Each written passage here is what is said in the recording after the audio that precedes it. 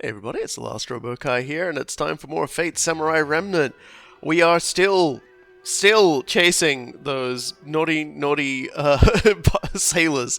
They just keep getting away from us, and it's getting harder and harder to just track them down and catch them, this ass little bastard. So, joining me on this sailor hunt is, as always, Cool Guy.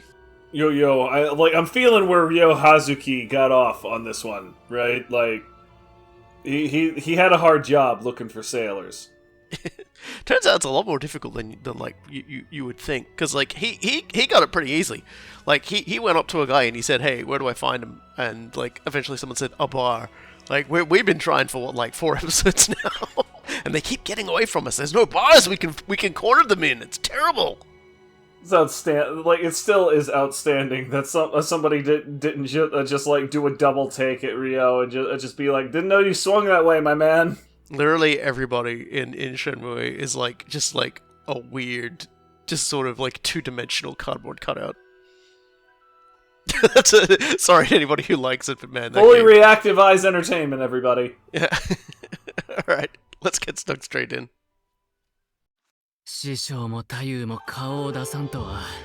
Yeah, so we got chased out of Yoshiwara at the end of last episode because Rogue Berserker still doesn't really understand letting us in.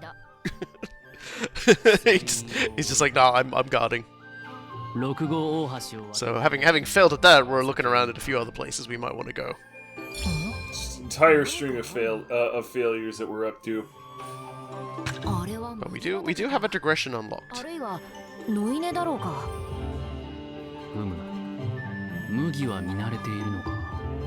Used to seeing barley. Put a finer point on that one, Iori. I'm still trying to figure out who Saber is.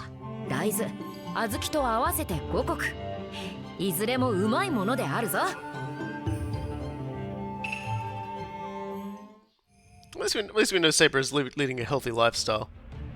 I mean, that is that is a very particular answer as well.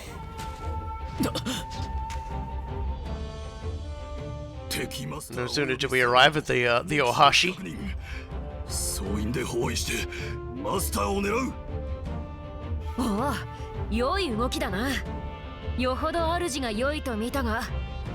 You know, they were almost a Sentai team, and then like 2 dudes turned up with like red bandanas on. Yeah, and they're also using the same like really lazy cutlass pose. Yeah.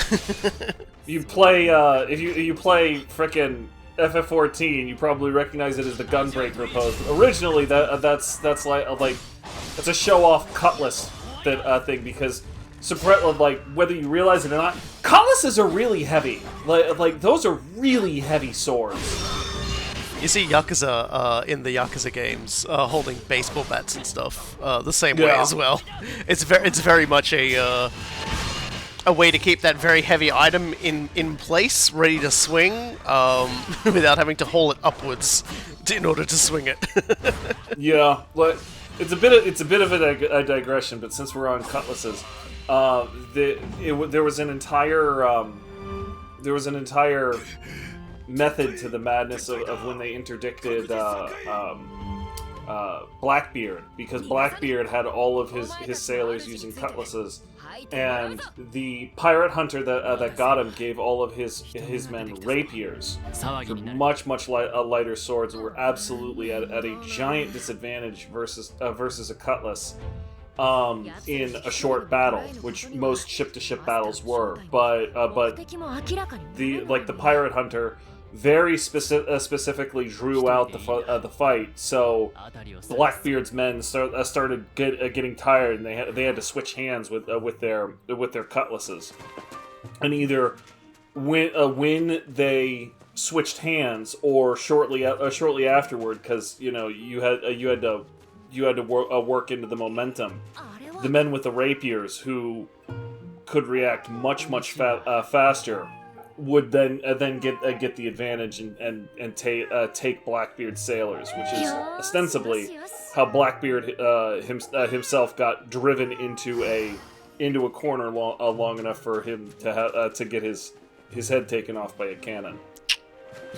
God only knows how much big fish story is in a lot of that tale, though, because all sailors back then lied, whether it was about their fish, their treasure, or their kills of men. Blackbeard in particular is a larger than life character who also played up a lot of aspects of himself. So who knows what the truth is related to anything. Incidentally, like there's no bloody way he doesn't appear in Fate somewhere. So what does he manifest as? Oh, he's a rider. He rides his ship.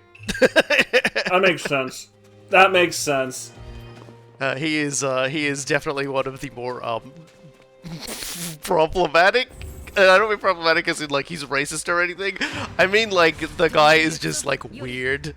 They had to tone him down somewhat because he was actually like his original appearance was like just like he was quite actively like talking about like creepy otaku stuff. Like he makes just like he basically just talks about like lollybarbers and all sorts of other just like weird shit. And yeah, they've toned him down somewhat over time, and he's a lot more likable now. But just God, he was really bad when they first like brought him out in Fake Granddaughter. Yeah, there's actually quite a lot of pirate servants in Fake Granddaughter. Okay, so this is again kind of a digression, but we're just fighting a random Ronin. I have to ask, does Captain Kidd make an appearance? Not yet. Okay, because he has just one of the saddest stories overall. Like both sad as in pathetic and sad as in tragic. Like it's both at once. The really brief version of his story is that he had basically made it. He was living it up in New York City with a hot, devoted, rich young wife. Like his wife was just an absolute badass. Like she herself is just wonderful to read about. And he was convinced to take part in this really sketchy scheme where he would go to Indian waters and interdict pirates and French ships, right? Like, who the hell do you think you're fooling there, brother? It's just like he was hoping to trick me there by just making sure I couldn't actually speak in dialogue with him. Yeah. My eyes cannot be deceived. Yeah, okay, whatever you say. Anyway, so usually to engage in an enterprise like that, you need a commission from the king, and Kidd's commission was ostensibly legal, but it had been obtained under like really sketchy ideas, wherein just because you seized this property from a pirate, you didn't have to attempt to return it, right? So it was a really weird commission, and Kidd went out, and he was trying really, really hard to follow his commission, but he just was not ready for the specifics that the Indian Ocean posed to him. Like, just as a for example, there was a specific kind of waterborne worm that just ate the piss out of the adventure galley that he was captaining. So he spends a huge amount of time, just on random desert islands overhauling his ship because he is absolutely not ready to deal with these worms. They're like, his boat isn't treated properly, blah blah blah. And eventually his crew just gets really pissed off with the situation and mutinies. They go pirate. So he himself just barely makes it back to England, where to cover their asses because this entire enterprise has gone public. It's a fiasco. The king and the lords both are just like, oh no, Kidd is the pirate. And long story short, they give him a sham trial and they hang him. and like just this poor freaking guy, like just through a combination of terrible nonsense and his own incompetence with actually capturing pirates and keeping his crew from mutinying. Like he ends up just like a scrappy startup. Like he was basically like the scrappy Silicon Valley startup dude of the pirate era, and ends up getting hanged over it. It's damn, so sad. I really had sympathy for him until you called him that. I mean, they should have hanged him twice. Now that at the end of the day, he took part in a really sketchy enterprise. I have sympathy for the man, but also he wrote himself into that corner. The absolute least, it's bullcrap that everybody was like, oh, the infamous pirate Captain Kidd. No, he was a pirate hunter. He was just really bad at it. Well, there's more behind that story. Just to talk about this area, I think it was called the Rokugo Ogashi. It is actually two separate maps taped together, in that you can actually enter in from either side, and they've got unique location names. Also, for the record, I'm doing this just to get the doing team up moves thing, because you get one for each one you do in the area. So I'm jumping off the things, jumping back up again, just so I can, you know. I couldn't help but notice that imperfect sync kept coming up. Yeah. Yeah, you can't, like, just keep doing the same one over and over again, I don't believe, so. And anyway, that would be, like, tedious, so I would be doing that. That would definitely be fast-forward material. Yeah. I do kind of take the least optimal route around here, but I'm sort of showing off the area. And also petting cats. That's always worthwhile. Yeah, so because this place is so large, it actually, and because it's two different maps together, it actually has two signposts. See, we're now actually in Kawasaki Daishi.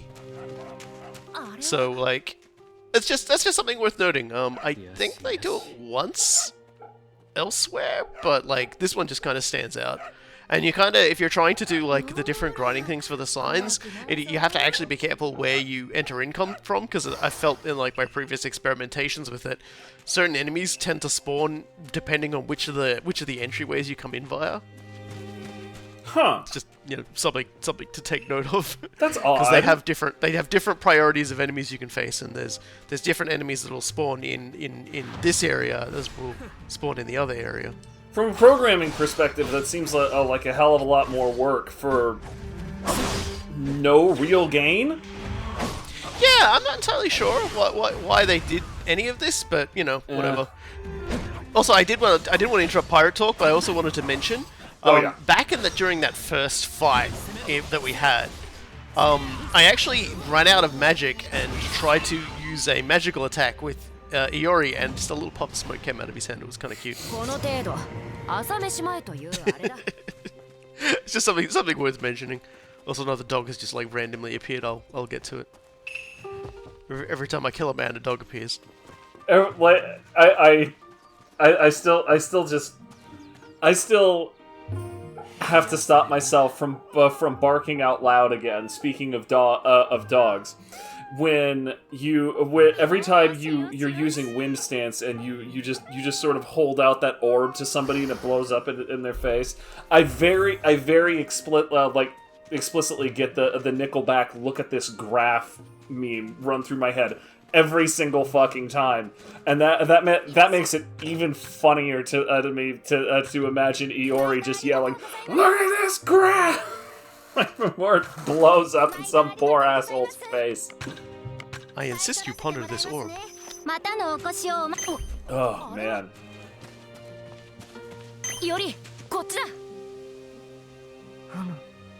Oh, Lord.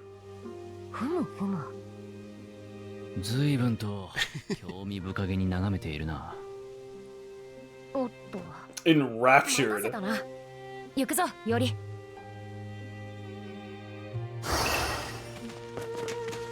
Certainly interesting, the things that Saber has been inspecting in this episode. I don't really think they ever really go into it, but they might be remnants or reminders of Saber's past. Because that looked like some pretty old pottery right there. Yeah, that I can't say I'm familiar with like the techniques on display there, but like I would not at all be surprised if there was a very specific conversation with the art team about precisely what those pots are and how they were made and how they were used. Because there was a lot of care lavished into those models. Yeah, they're fairly unique. I don't think I've seen them elsewhere. At least not as far as I've been looking out for them. That's right, we love cats here. It is a requirement. Cat haters GTFO. So we've sort of taken the long way around. We actually need to go and talk to some people in that region over there. I think we actually haven't quite explored all of the bits yet either. Like I said, this is like 2 maps bolted together, so it's kind of massive. But that's fine. We'll just. I was gonna say I saw food stalls. Eggs. Sweet fluffy melon, eggs. clam sushi, fluffy I can't say I've eggs. had clam sushi before. Dashi su. Ooh. Yeah, it's like definitely a new one. Well, that'll become relevant later. Yeah. It's a big glowy. We need to talk to our. I definitely have not had clam sushi. Just to complete the thought you were having. Inari sushi. So that's fried tofu with savory rice. Yeah, I was gonna say, isn't that the savory rice part is definitely where you got me. Like, I got no problems with tofu, but savory rice is just, oh man, that'll hit the spot very often. Yeah, as you can see, this is the other side. So they're not actually too far away from each other either, which is kind of nice. Some kid scared a dog, other friend protecting. Just like tiny little weird little stories, and then we just walk in and we just pet the dog. Yeah, and then we leave. Like that's the real story phobic. here. Like there's this dog standoff, and then you come in and you just randomly pet the dog. You ignore the kid entirely, and the standoff continues. I got better things to do. That's a lie, but I'm here for a reason. Who are you to interfere with the epic saga of 2 kids and a dog? It's probably gonna be like the story that they talk about for like the rest of the week. It's just there was this really scary dog, and then this one totally weird dude just came up and started petting it. I don't understand. And then like another really weird person came up and started patting with them, and then they just got up and apparently got into a sword fight later. It was tag team dog petting. It's the weirdest thing I've seen in my life. Dog was overwhelmed but happy. I will admit, like if even as an adult, I was just hanging out. 2 people came up and started tag team petting a dog. That would be the weirdest thing I've seen in a week. So like, I'm not even gonna mess with the kids on having that be an epic part of their self-discovery. Yeah, so we now know we need to go to the temple, which is Haikenji. Oh, scraps. I like the idea that somebody just like cut up a shirt or something like that and left the bits there.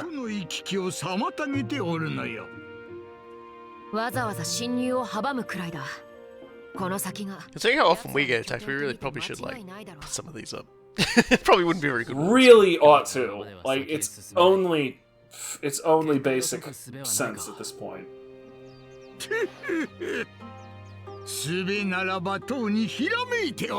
Fortunately, this one isn't as bad as the one that Shisetsu was using. I was gonna say, like, we routinely break bonded fields, but then, you know, we're also marshaling half of the geo energy of the entire region when we do that. Well, instead of turning ourselves into a giant energy ram, all we have to do in this one is cut off a few points, and that'll enable us to shut it down.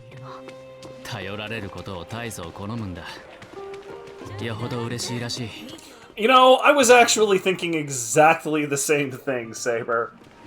Yeah, no, like I said, like, he's, like, Iori beforehand was just like, oh, look, like, knowing how to cast fire is cool and all, but I'm really in this to, like, you know, do my job. Like, I'm ready to swing swords, and now he's actually having to learn about magic and do all this stuff involving magic, so Gramps is actually being used. So our opponent in this particular case might be slightly smarter than everybody else in terms of how they establish things. Interesting trap, though. Yeah. The bait is the bounded field to set up another bounded field to separate Iori from Saber. So we have to do this fight without assistance.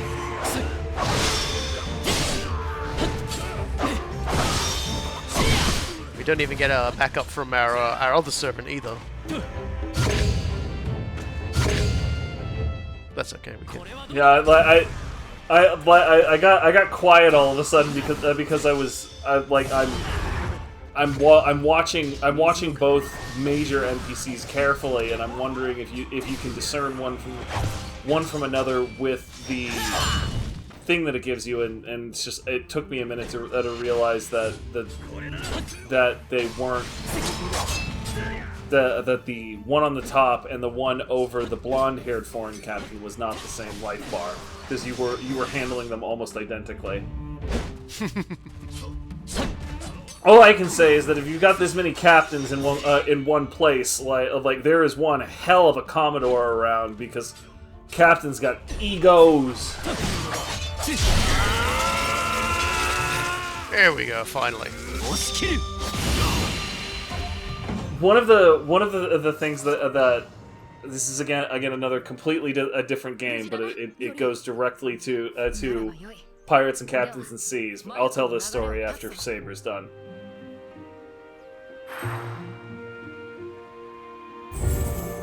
So we just need to use our mind tracking abilities to see it, and there it is. Aha!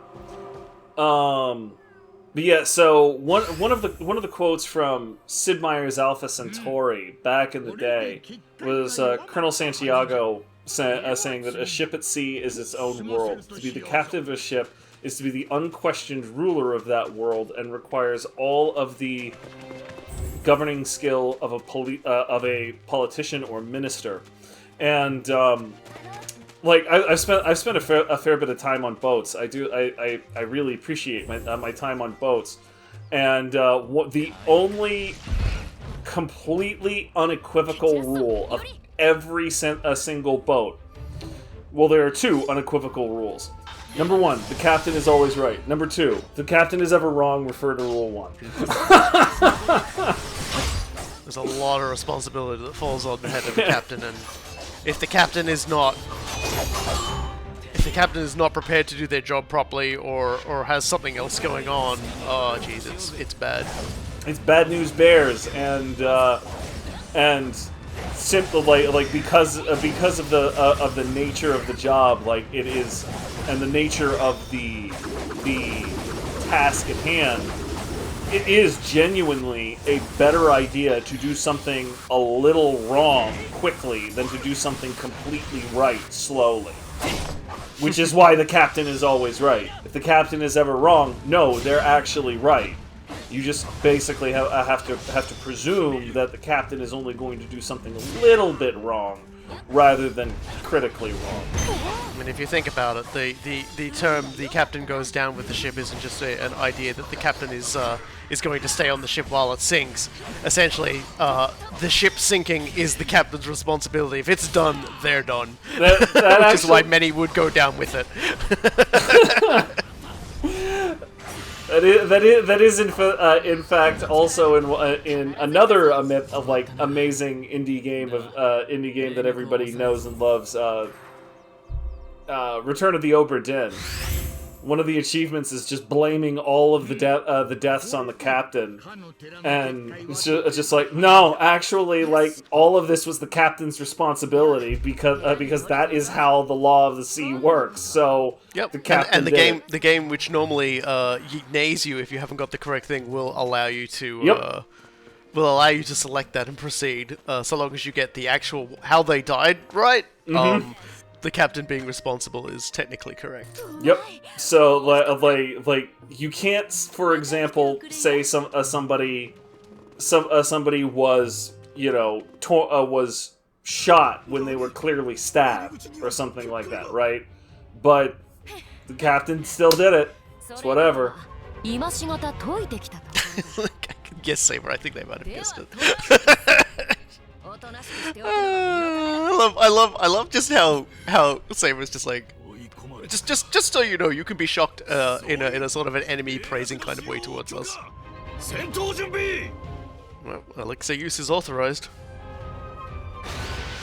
Yep, these guys are going to chug buffing juice. Doing math.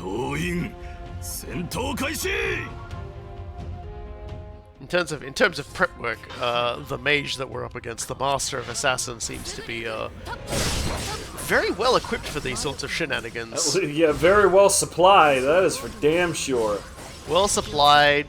They have the expectation that if they just put up a field, someone's gonna break it. So naturally, they create a trap. It's quite clever. There's another captain. And everyone's drinking their buffing juice. No, that buffing juice absolutely has effects too. Holy mother! Oh yeah, they're not slacking. But now they're awake.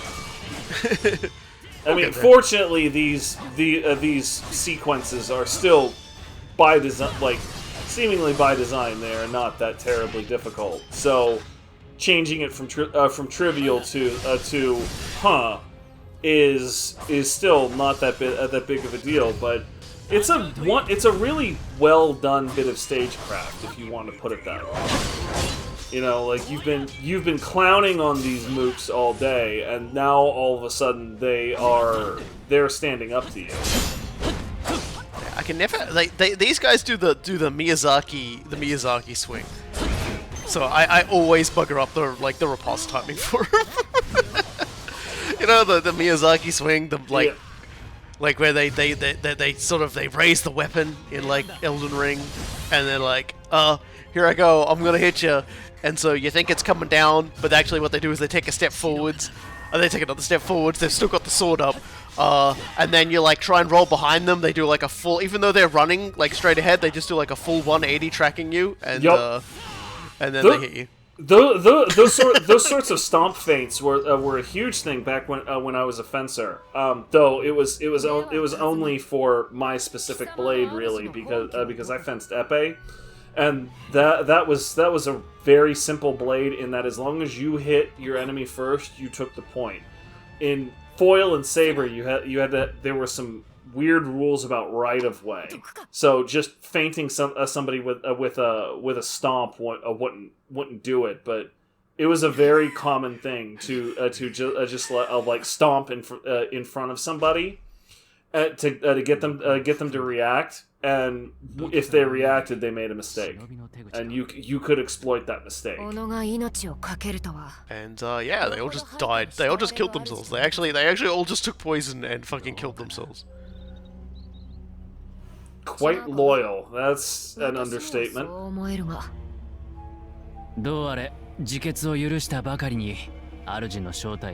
mean, or it could be the mind control that we've been seeing forever. No glowing eyes, though. I suppose that's true. Where's the door? What are we doing now? Looks like one guy wasn't quite ready to off himself.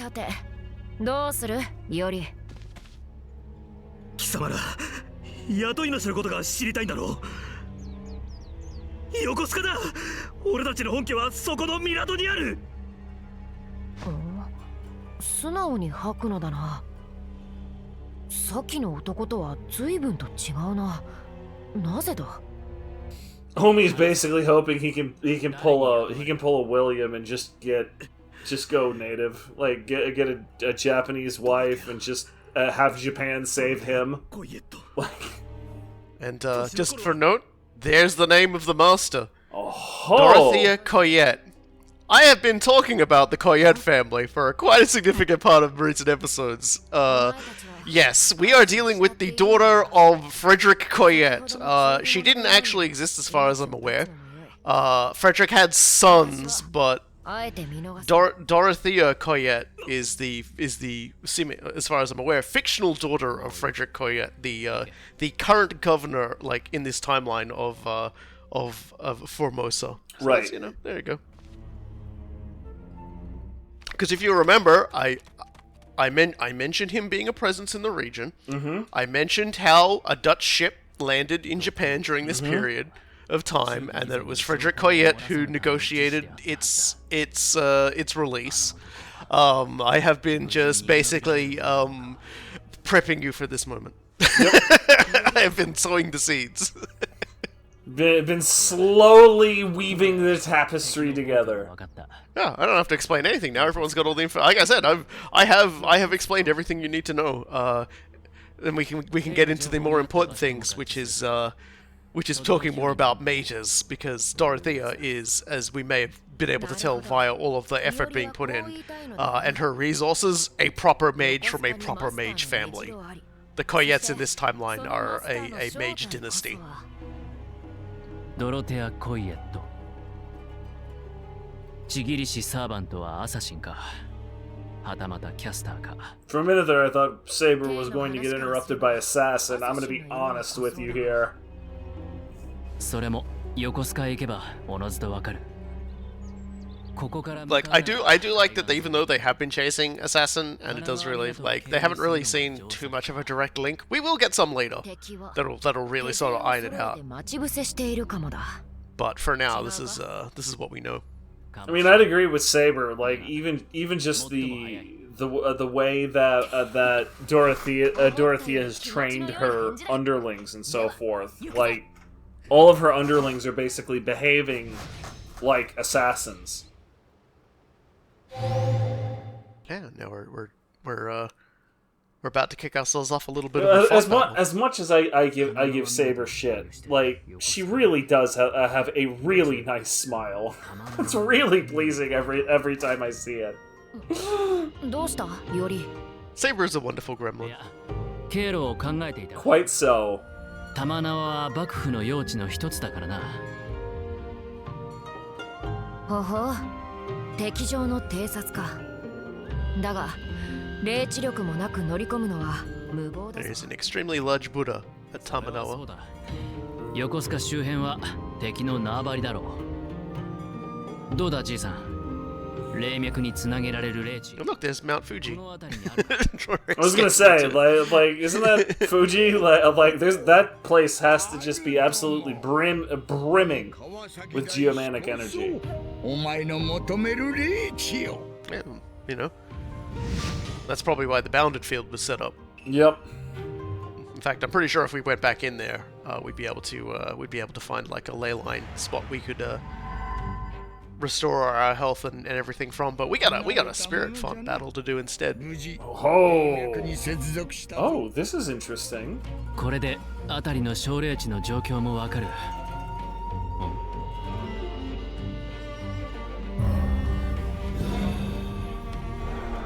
This is a well-connected set of spirit fonts, huh? 去るもの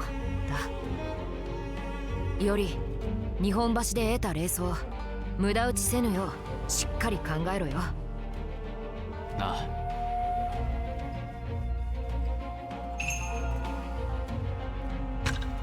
Yeah, so we've got shadow stitching, which is what we're going to use now, and that's going to disable our enemy's ability to act for 2 ひね turns. り入れたか。よいぞ、より。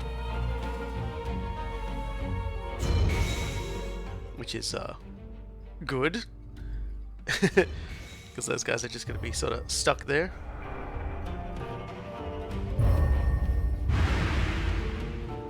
And this creates a slight problem for us.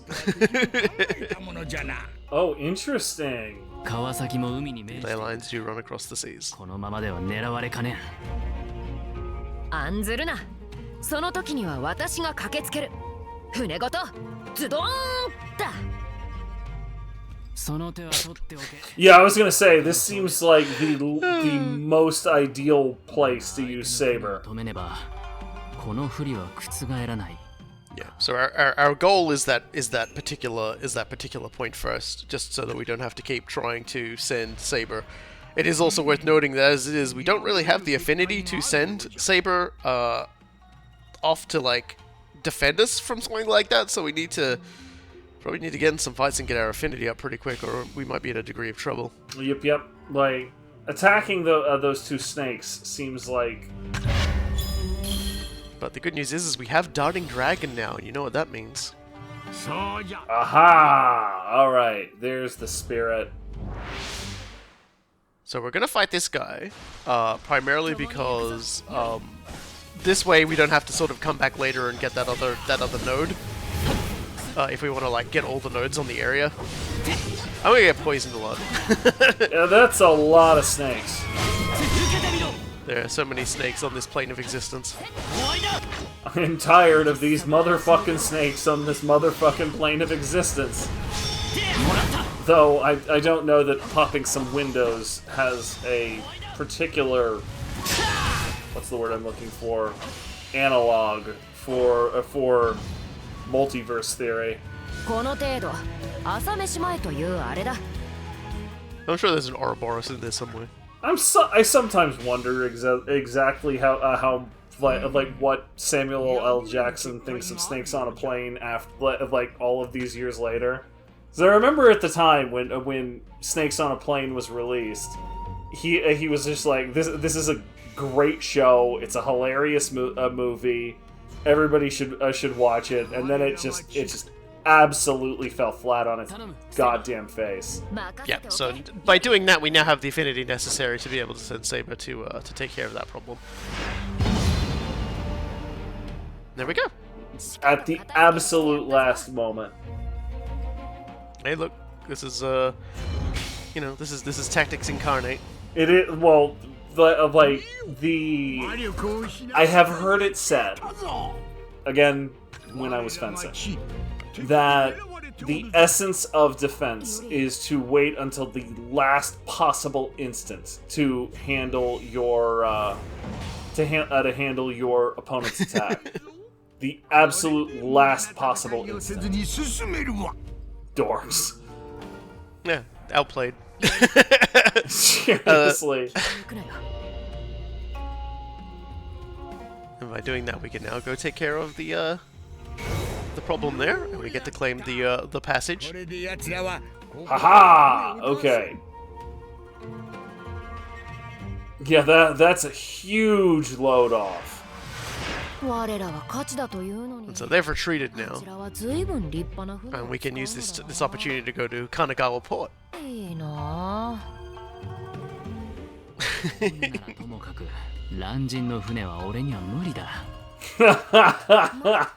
want to ride the big boat, Iori. Let me ride the big boat. Dutch like this is reasonable though. Like Dutch caravels were just an absolute marvel of engineering compared to Japanese naval doctrine at the time. I had a rant like this during the Neo Let's Play, but yeah, Dutch caravels compared to like the high center of gravity floating castle designs that a lot of Japanese daimyos and at this point the shogun was also still using were just night and day in terms of fielded technology. So yeah, here's a new enemy type, the Sea Fiend. They are very clearly upside down octopi with horrible tentacle teeth. Teeth everywhere. Now they are not new to the Fate franchise, but they don't find their origin in Fate Grand Order either. I believe they actually the Sea Fiends first came into being, I think, in unless I'm mistaken, in Fate Zero. Being the caster of Fate Zero, I think, was basically dragging them out of the sea. All I can say is that it's probably Saber's influence that's making me wonder how they taste. Because they taste anything like either taco sushi or or fried calamari.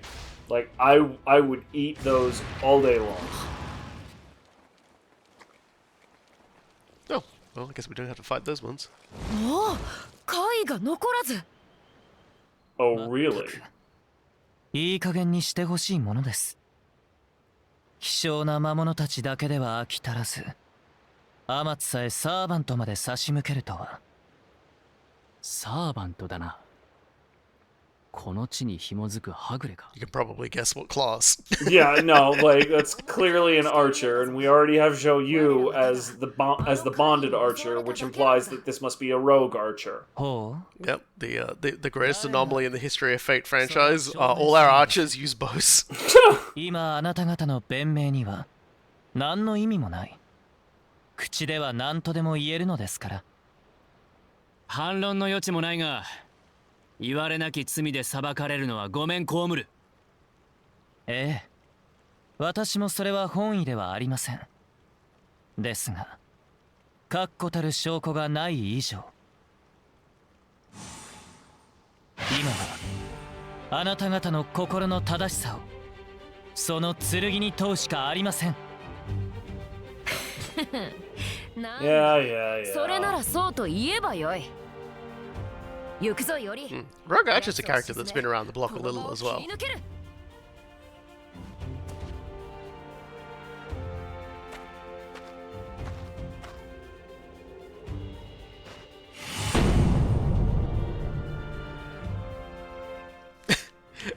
I like, it was like the silent sniper was like, well, hold on a second. He did a lot of talking just now. Yeah, I was gonna say.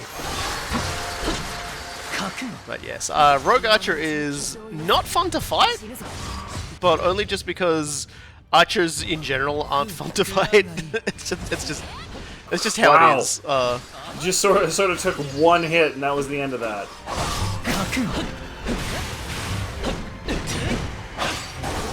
This is a consistent design problem with long range enemies as a whole.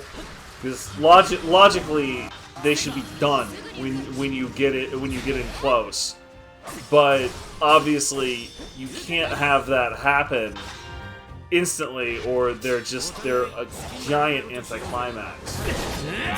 So the way you ultimately end up handling it 9 times out of 10 is just make them ridiculously resilient, and walls of meat aren't fun either. Yeah. In this particular case, I'd say just, you know, they're just kind of... It's just kind of like iffy. It always feels really iffy on whether or not I can successfully dodge their attacks or not.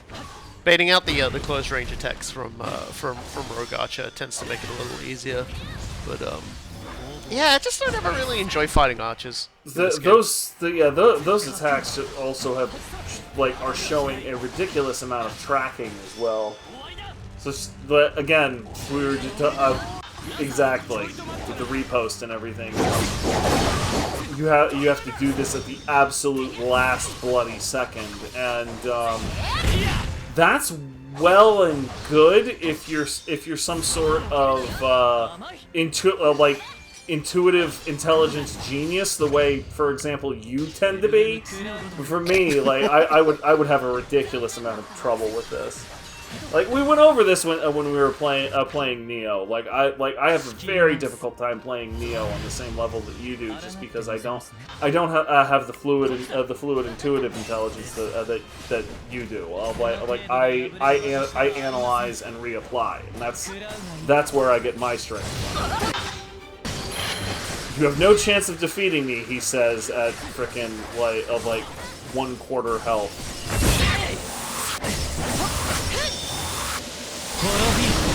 Somebody put fertilizer on their chest this morning.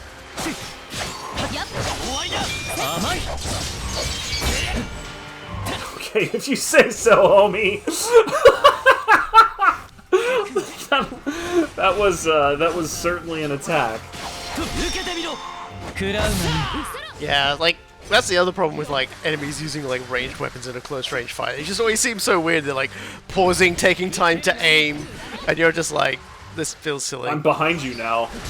Yeah, although it is worth noting that that little orb that Rogue Archer hit us with seems to make that that aerial thing track. Because if you look, it's in this particular instance it's everywhere. But when we had the little glowy thing on us, it was tracking us, which is cool. I like little things like that.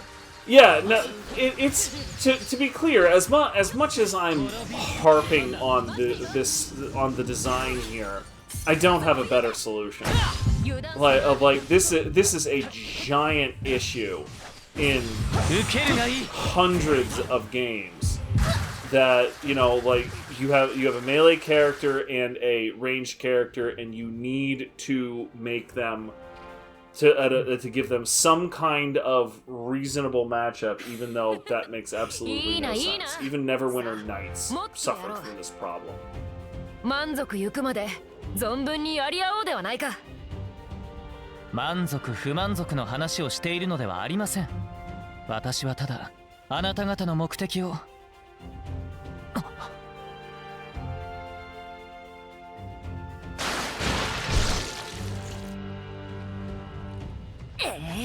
It looks like Octopus is back on the menu. Octopus is delicious, so I'm fine with this. あなた方は下がっているように、彼らは私がまとめて焼き払いましょう。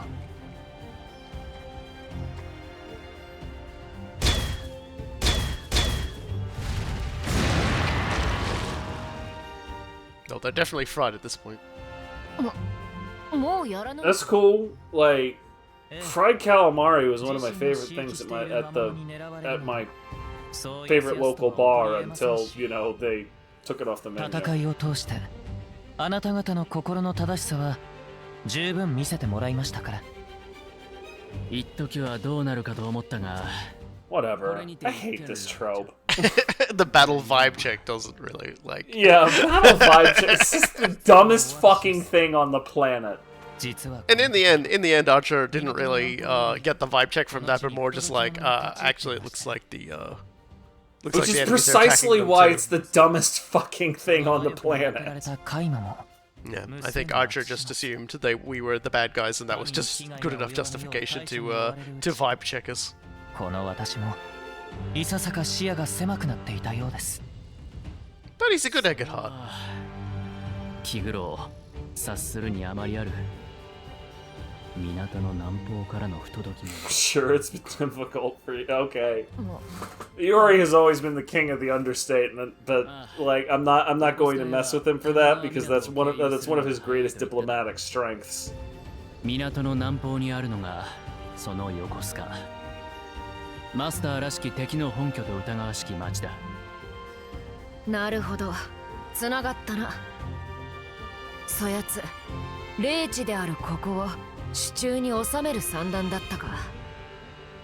ああ、おそらくな。つまり、不届き者の正体こそ横須賀に座するマスター、その人であると。名はドロテア・コイエット。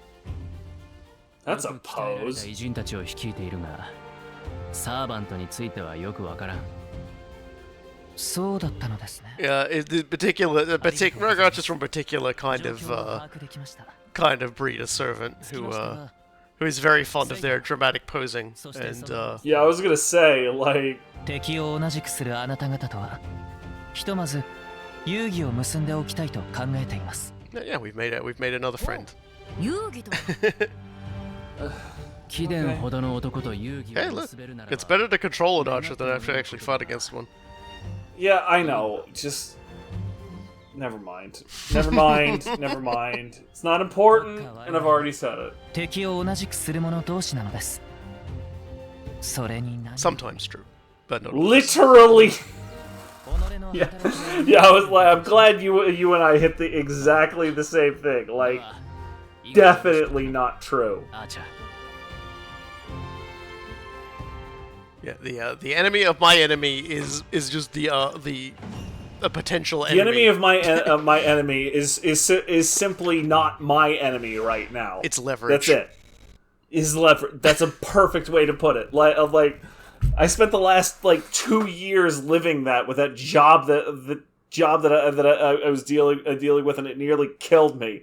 You watch, it nearly killed me. The entire reason I survived that was enemy of my enemy thinking, but at no point did I ever delude myself into thinking any one of those enemies was my friend. Oh dear. Well, it does seem like we've had a little bit of a rendering error when I was putting this through. So just to explain what happens is this open. It's no big deal because we can talk over the top of this. There's no problem at all. I'm sure everybody enjoys looking at a black screen. But essentially what happens at this point is that it opens up a new battlefront. And I kind of lost that battle. So what goes on from here, and I'm not really sure why it decided to do like a big empty black space for this time period. I mean, it does eventually come back. Yeah, it does come back. It's very unusual, but it's okay. I probably shouldn't have even brought attention to it, and hopefully everyone will just like pretend it wasn't there. But it's like another 2 minutes away, so I may just trim this down in post. Yeah, we might end up trimming this down. Whatever. In the meantime, like very unusual. We're just gonna chat and have fun. Yeah. So but I lose the fight because I make a very very gross tactical blunder, and so it basically, when you lose that fight, it starts you again from the beginning of where we're up to, just once the video comes back on. So the good news in that regard is that like you'll sort of you don't get to see me fuck it all up, but you will get to see me fuck up rendering this. But what you will notice is that a lot of the character dialogue will not have bright white lettering. It'll be faded because the game's like, hey, you've already read this before, because that's something that comes into play in New Game Plus. When it adds new dialogue and scenes and everything like that, it basically, so you know that you're not reading something you haven't already read, it slaps you with that. That's an interesting bit of design. Yeah, I like that. It also will tell you when you try to skip scenes and things like that. It's like, hey, you haven't actually watched this one before. Do you really want to skip it? And so that'll make it I'm still wondering how best to show off a New Game Plus run, if only for like the new dialogue sections and everything like that. It's going to be barrels of fun in that regard.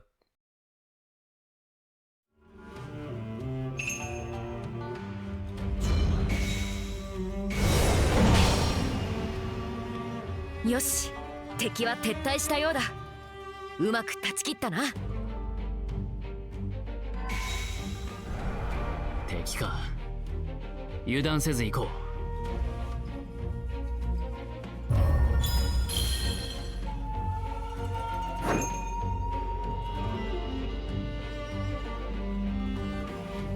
Essentially, we now have access to Archer, who is Rogue Archer, who is helping us out.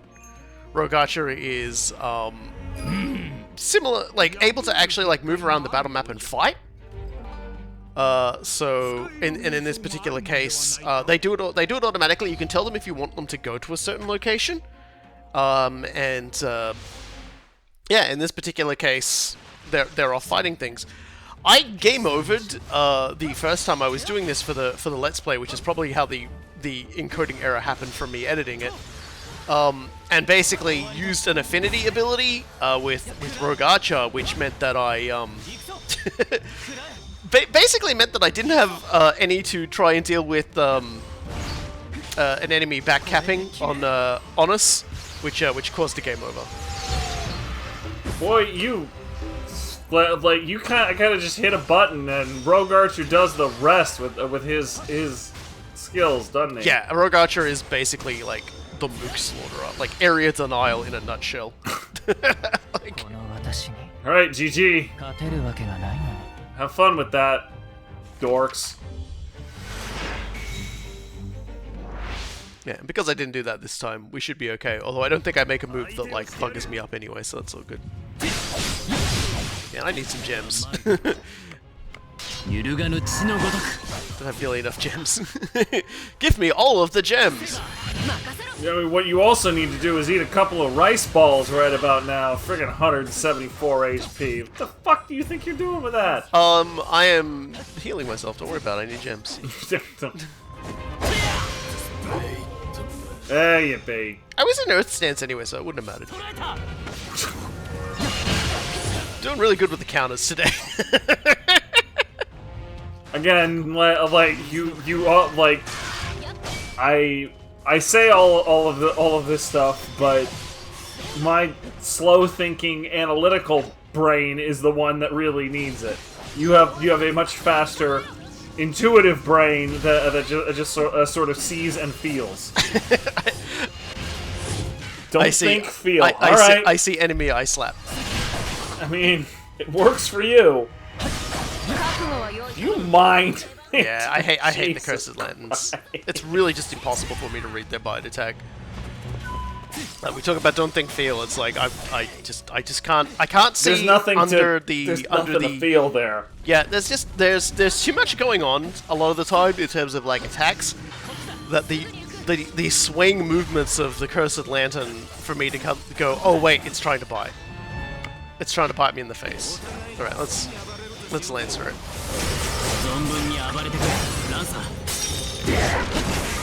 We're gonna get gay and then we're gonna bold. That's true. It's a lot easier when you've got someone who just doesn't give a fuck about your seriously does not give the slightest fuck. Holy crap. Yuri's like, damn, I should have taken up the spear. See, this guy would be the problem. And even then, I'm still like... Saber's super excited to go to that major spirit font over to the left. Yeah, there's something going on there. But you see, this time I'm like, well, this cost me the game last time, and I again used up some affinity, so let's just, like, solve the problem this time. I identified my weaknesses from last time, and I fixed it up. Yeah, because I strongly suspect that particular enemy would go for the major spirit font that's adjacent to this combat zone, and that would cause all sorts of linking problems for you later. Well, if that port gets taken and Rogue Archer leaves, that's basically just game over. Oh, so Rogue Archer gets eliminated. Yeah, because Rogue Archer can only like the servants who assist you on the battle map can only manifest when you have access to their spirit font because they're essentially feeding off of your lines to go there. Right, that makes perfect sense. And we've got a new enemy type here. You've seen them, and now they're leaving again. They're kind of a monk, Western monk looking kind of mage there. And yeah. they do have it would seem bright glowy greeny powers. I think they actually heal. Although this one's casting ice magic. Specifically, like that's traditionally an Ignatian sort of monk. It's distinct from the Franciscan monks because Franciscan monks go bareheaded and bald-headed usually. These are Cowley boys.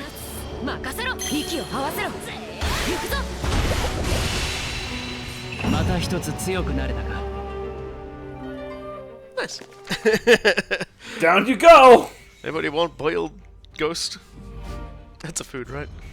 Anyway, we're gonna hook around. If not, it will become one. And as you can see, Rogue Archer is doing a lot of work over there. So.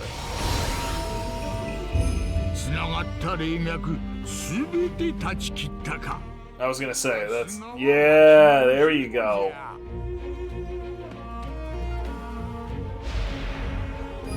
And Gramps is in a really good mood today. Yeah. Always a treat. I don't blame him. Like this has got to be the most exciting thing that's happened to him in however many centuries or decades.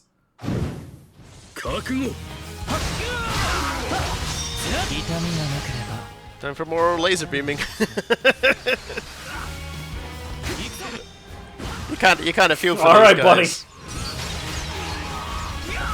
It's just like the electric slide over here.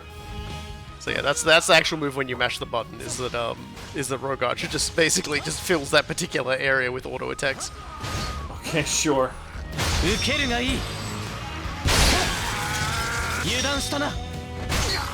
Yeah, not happening. Yeah, absolutely not happening. God, in what universe did you think that was gonna work out for you? I think that move requires more enemies though. You can't just like hit the one. You just get beat the crap out of one poor sucker. I feel like that's an oversight. Let's show off some moves. the absolute least, even if Onibi aren't like roast ghost or something like that, and a food in that respect, I can definitely see like throwing an Onibi into the crucible of my oven and making like roasted chicken with it or something. That would be like the most cursed roasted chicken anyone has ever made. But you know, like that's. You know what? It's ended up in my belly. Like nothing survives the crucible of my belly. This guy's having trouble hitting us just by virtue of the fact we're zipping around so much. He's so messed up. He's just like looking left, looking right. You haven't been there for the last like 5 seconds. It's so funny. Yeah, and look, we can even just do a full combo in the sky. We don't care. All right. Have fun with that, Soul Eater.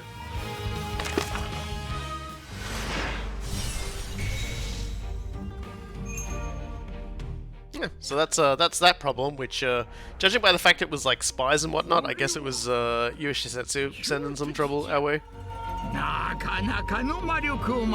We aren't beaten yet. ここは私にお任せを。助かった。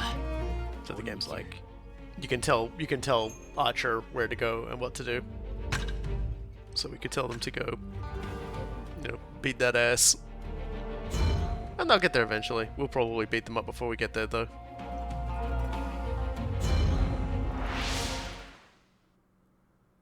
I was gonna say, like you have okay. I was kind of curious if you would go like, because tactically it makes most sense to go in for that strong enemy right now, but also Saber is really excited to go do something over to the west. Yeah. Well, that's over there. The other region is our goal. So I was like, oh, okay. Yeah, so well, this isn't. Yeah, this is just a battlefront. Okay, this isn't the end of the line. No. Because remember, we're going. We wanted to check out another one of the Shogun strongholds. So. Look at this graph. Hold this L. It's the dumbest thing on the planet that's what goes through my head of all things. Because like I've spent this episode talking about everything from fencing to the story of Captain Kidd, and so like clearly I read too much for my own good, and of all things, presenting an orb gives me look at this graph. All right, sure. Apparently my brain is incredibly goddamn broken. I mean, and to be honest, like, if Iori's holding up a graph, it's to Saber, and it's showing, like, my income versus you eating me. Your food intake. Your caloric intake. And Saber's like, 404, care not found. Could not care less. We didn't have graphs when I was young. I don't understand this. What's this line mean? That, like, Saber legit would not understand graph theory, and I'd have to get her to play Logical Journey of the Zoombinis, which there is a cut that I was not expecting to put into any of our Let's Plays ever, but there you go. Yeah, and there we go. Now we've defeated all the enemies. Archer's gonna scoop up those ley line points up there for us, and we're gonna go head over to that point of interest. So